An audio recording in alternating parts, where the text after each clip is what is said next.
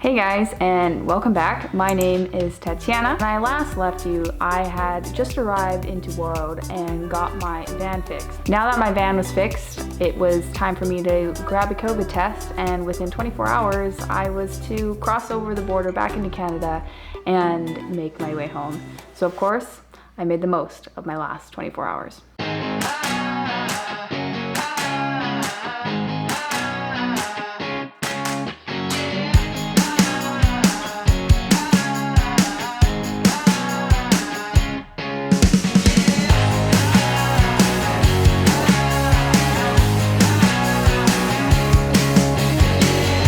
That's Canada. Oh, hello Canada. That's it. Hello. Hello neighbors to the north. Please let us back in. Yes. We're waiting. Don't kick us out forever. We like ketchup chips. So I'm being told that these things float.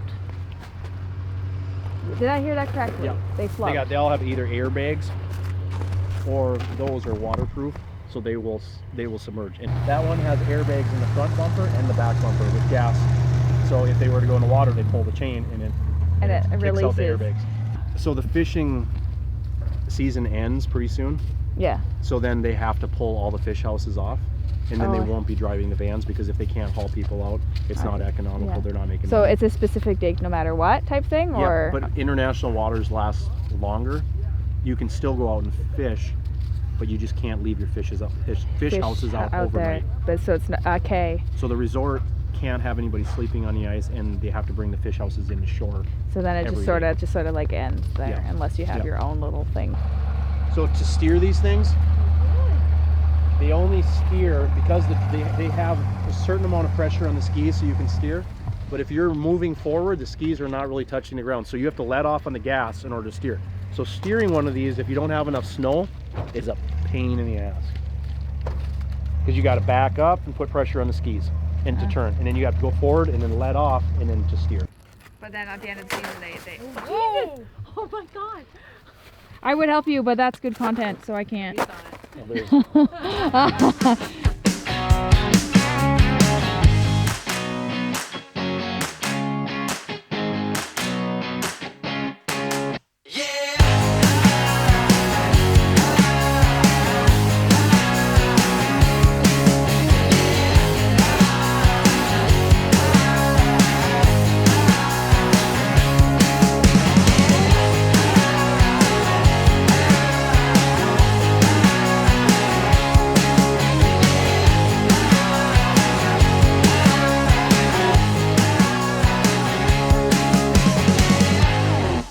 But this place is kind of amazing, and I'm a little bit upset I didn't come here sooner because I am actually crossing the border tomorrow.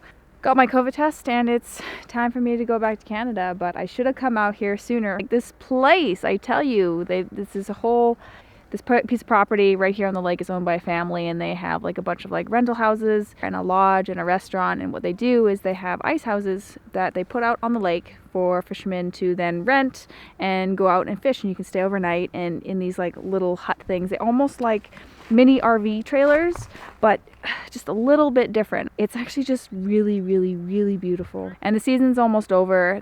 This is pretty phenomenal, and I'm actually really upset that I didn't take the opportunity to actually get out on the ice, get in one of these van things, get on the ice and actually like experience it for myself.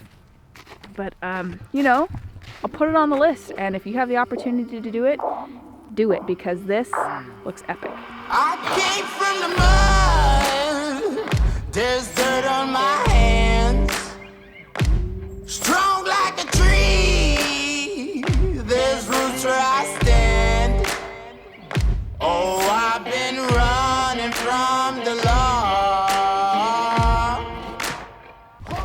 Should have brought the long lens. So disappointing. They sing on a sleepless night, try to catch me howling at the moon.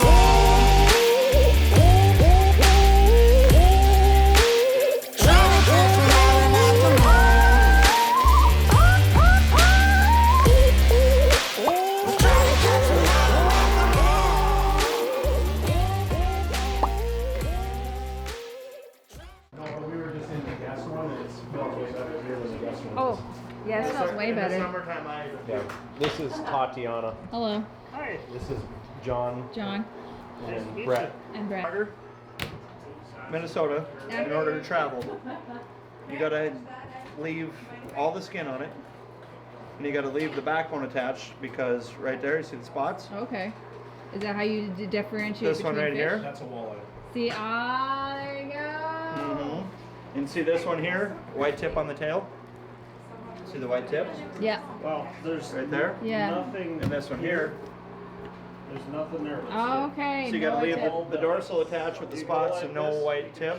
But you go by like this, so when Yeah.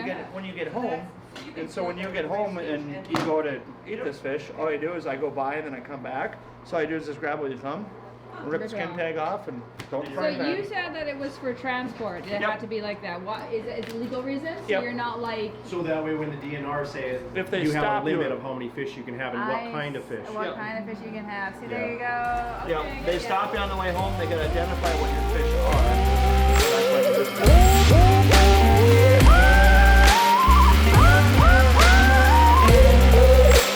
We're trying to catch me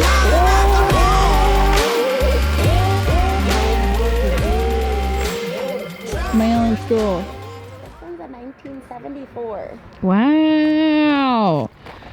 That's amazing.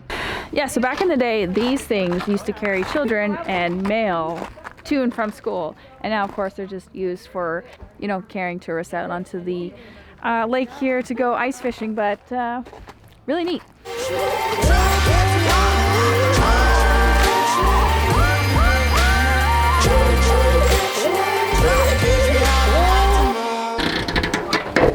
Dang, stairs come down. So go ahead and walk up there and check it out. Ladies. Oh my gosh, it's really warm.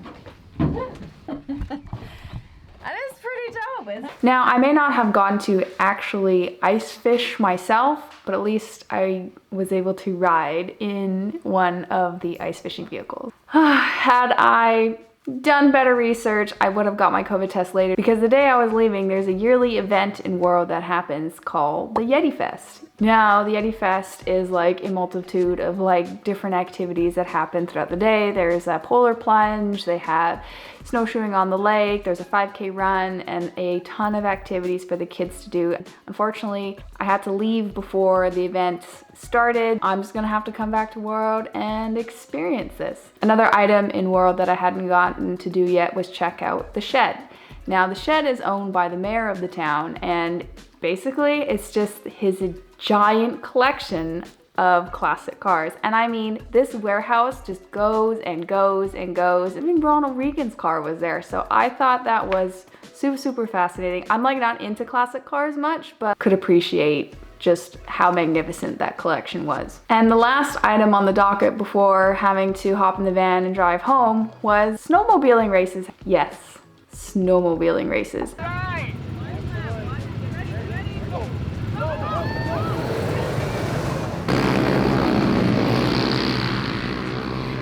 And I mean, these are like, they were at least from 2-year-olds to maybe 9 or 10-year-olds I saw there. And my gosh, it was so much fun to watch. And especially like the little kids that are on these snowmobiles and like, you know, still haven't quite got themselves figured out, and yet they're like racing.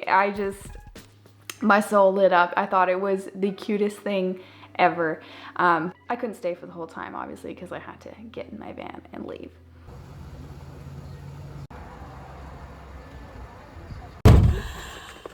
Here I go on the way to the Canadian border.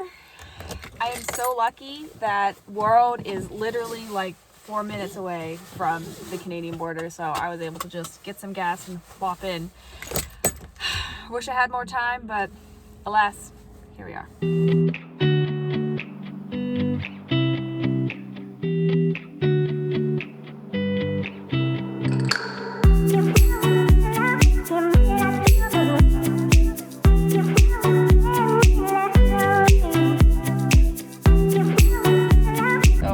Like 7 minutes left on my COVID test before it expires for the 24 hours. Luckily, I'm basically at the border, but I'm still like a little bit nervous, a little bit shaky. Okay, thank you so much.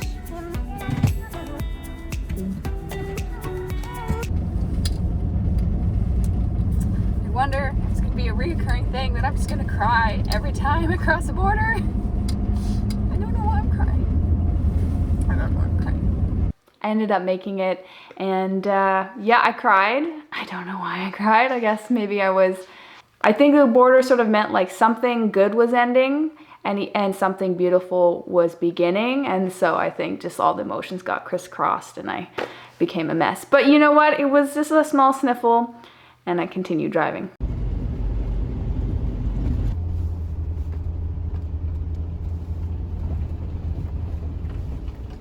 That's right.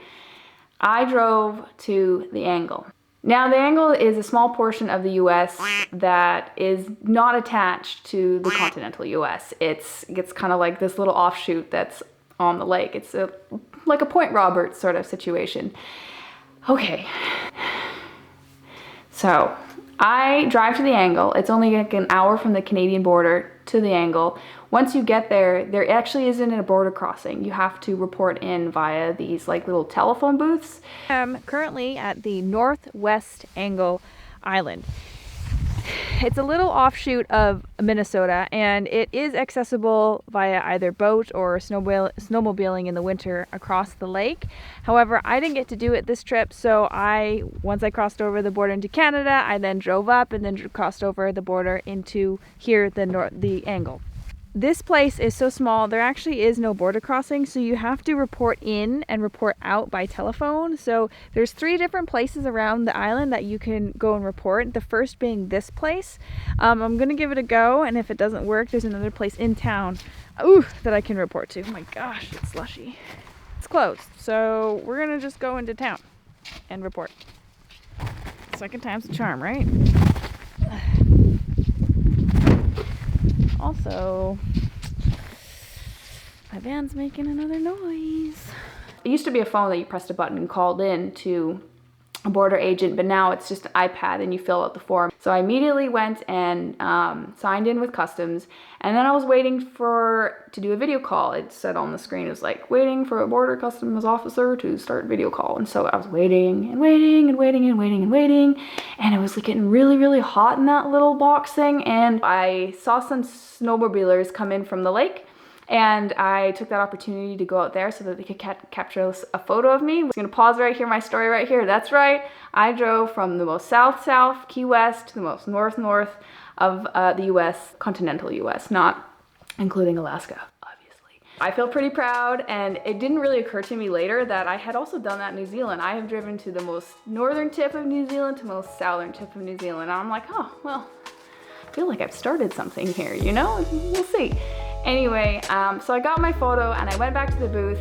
At one point, I got an email saying my request has been denied. That's right, I was denied access into the US, and I was like, oh boy, okay. So I immediately got in my van and left, but the only access into the Angle is across the lake via the US side. You can't cross through Canada and into the Angle. It's still closed because of COVID. But yeah, I feel pretty proud. After that, well, oh my gosh. After that, I didn't film any of this. I basically drove and drove and drove and drove. Eventually, I ran into another van problem. Surprise much? No, I didn't think so. I was lucky, of course, the majority of Canada is flat and straight, so I didn't have much of a problem. But once I got to Calgary, I took a night there, took it into the mechanic the next day, and they were able to fix it, no problem. Turns out something in my van was unplugged.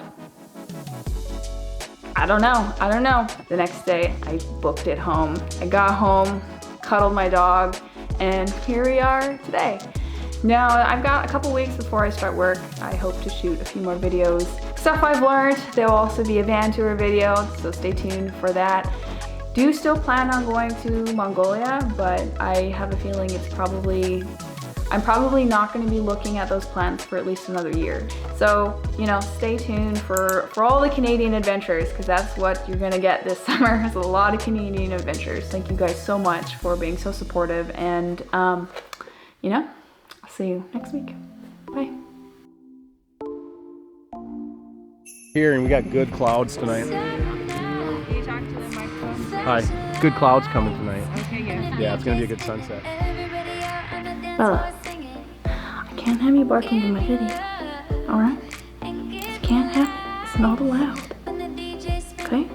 You need to be quiet. Okay? You need to be quiet. I decided to come home at a good time. I mean, I'll pay those prices if it means helping the people in Ukraine, but... They got a baby. They got a baby on They the got back. a baby.